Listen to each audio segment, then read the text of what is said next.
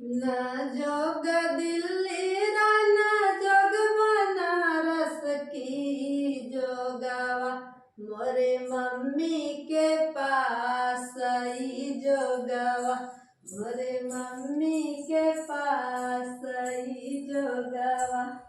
ना जोग दिल्ली ना जोग बनारस की जोगावा मोरे मम्मी के पास आई जोगावा मोरे मम्मी के पास आई जोगावा ऐसन आशीष तू दिहाय मम्मी की दूल्हा देहा दाबै हमार दूल्हा देहा दाबै हमार दूल्हा ना जोग दिल्ली ना जोग बनारस ना जोग दिल्ली ना जोग बनारस की जोगावा मोरे चाची के पास आई जोगावा मोरे चाची के पास आई जोगावा मोरे चाची के पास आई जोगावा ऐसन आशीष तू दिहाया चाची ऐसन आशीष तू दिहाया चाची की दूल्हा देहा दाबै हमार दूल्हा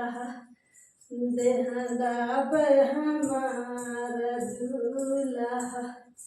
देहा दाबै हमार दूल्हा ना जोग दिल्ली ना जोग बनारस ना जोग दिल्ली ना जोग बनारस की जोगावा मोरे भाभी के पास आई जोगावा मोरे भाभी के पास आई जोगावा ऐसन आशीष तू दिहाया भाभी ऐसन आशीष तू दिहाया भाभी की दूल्हा गोड़ दाबै हमार दूल्हा गोड़ दाबै हमार दूल्हा ना जोग दिल्ली ना जोग बनारस ना जोग दिल्ली ना जोग बनारस की जोगावा मोरे दीदी के पास आई जोगावा मोरे दीदी के पास आई जोगावा